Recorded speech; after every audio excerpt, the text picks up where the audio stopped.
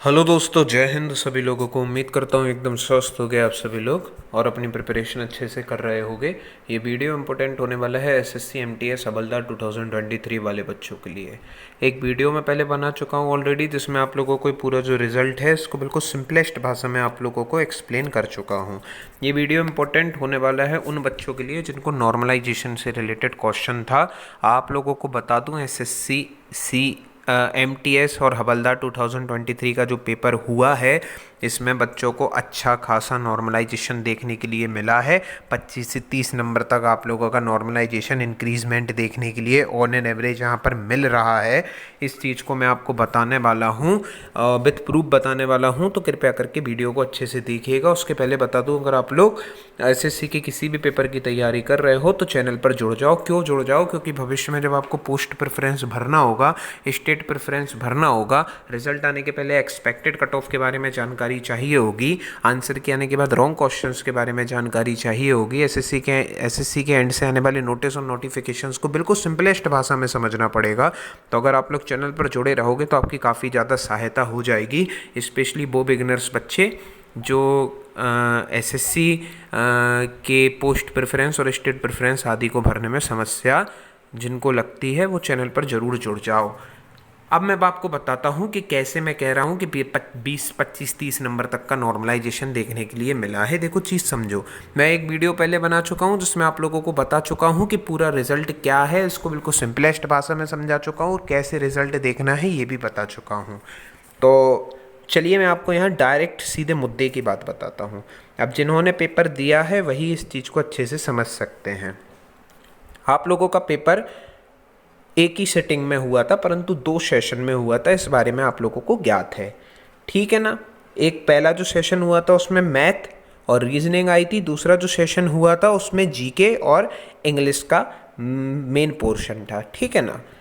अब आप लोगों को पता है कि मैथ और रीजनिंग तो चलो भाई क्वालिफाइंग थी, उसमें कोई ज़्यादा दिक्कत वाली बात नहीं, उसको हमने साइड में हटा दिया, कोई दिक्कत नहीं, उसमें नॉर्मलाइजेशन वगैरह से भी कोई हमको मतलब नहीं।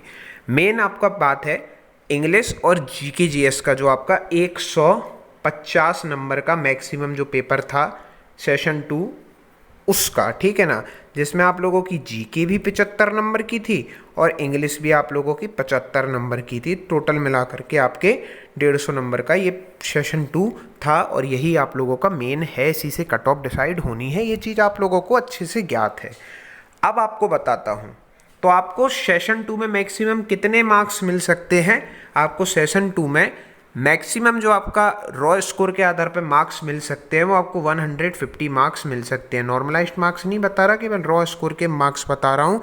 अगर आप इंग्लिश में पूरे 75 में 75 ले आए और आप जीके में भी पूरे 75 ले आए तो आपको मैक्सिमम यहाँ पर रॉ मार्क्स 150 मिल सकते हैं। ये बात आप लोगों को ज्ञात है। चलिए, अच्छी बात है। अब मेरी बात सुनिए, ये बालक है यहाँ पर, यह बालिका है, ये जो बच्चा है इसका आप देखेंगे मार्क्स कितने आपको देखने के लिए मिल रहे हैं, 144.45 इस बच्चे के जो है मार्क्स हैं यहाँ पर, नॉर्मलाइज्ड मार्क्स सेशन 2 में 144.45 और एंड में 607, ये इसका नॉर्मलाइज्ड स्कोर है। इसने जनरल अवेयरनेस में 56 मार्क्स स्कोर किया है, ठीक है ना, 56 मार्क्स इसके स्कोर किया गया है। जनरल अवेयरनेस में हाईएस्ट कितने मार्क्स स्कोर कर सकते थे? 75 मार्क्स स्कोर कर सकते थे। और इसने कितना स्कोर करा बच्चे ने? 75 में से 56 मार्क्स स्कोर किया, यानी कि जो मैक्सिमम 150 मार्क्स आप अर्न कर सकते थे उसमें से 19 मार्क्स तो इस बच्चे के यहीं कम हो गए, ठीक है ना। यानी कि अब इसके बाद मैक्सिमम जो ये अपनी दम पर स्कोर ला सकता था वो 131 मार्क्स तक ही ये ला सकता था। ये चीज़ आप लोगों को क्लियर हो गई होगी, बच्चे समझ गए होंगे इस चीज़ को। मैक्सिमम ये अपनी दम पर 131 मार्क्स अब यहाँ से ला सकता था। अब इंग्लिश में ऐसा तो है नहीं कि 75 में 75 मार्क्स आ गए होंगे। मान लेते हैं कि इंग्लिश में इसके कुछ मार्क्स आए होंगे और मान लेते हैं इसके ऐसे ही मान लेते हैं, चलिए 69 मार्क्स इसके इंग्लिश में रहे होंगे, ठीक है, और 56 मार्क्स यहाँ पर जीके जीएस में है।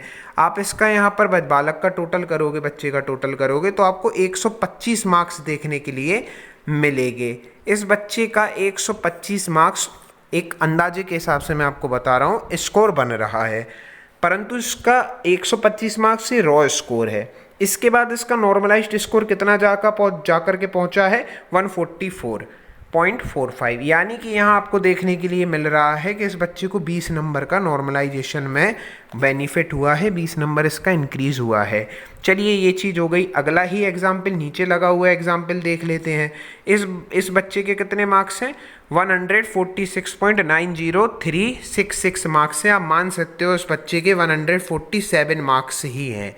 कितने 147 मार्क्स हैं। इसने जीके जीएस में 50 मार्क्स स्कोर करे, ठीक है, जीके जीएस में 50 मार्क्स इसने स्कोर करे। इंग्लिश में अब 75 में से मान लेते हैं कि इस बच्चे ने जो है 70 मार्क्स स्कोर किए होंगे 75 में से, तो इसका रॉ स्कोर कितना बनेगा यहाँ पर 120 इसका रॉ स्कोर बनेगा यहाँ पर, ठीक है। ये चीज़ आपको क्लियर हुई। अब इस बालक के जिसके 120 रॉ स्कोर बन रहा है, ये रॉ स्कोर है और इसका नॉर्मलाइजेशन के बाद स्कोर 147 बन रहा है लगभग, तो आपको देखने के लिए मिल रहा है यहाँ पर इसको 27 नंबर का इंक्रीजमेंट मिला है इस बच्चे को। तो यही चीज़ मैं आपको समझाने की कोशिश कर रहा हूँ कि आप लोगों को अच्छा खासा नॉर्मलाइजेशन देखने के लिए मिला है। 25, 30, 27 का तो मैंने आपको यहाँ दिखाई दिया।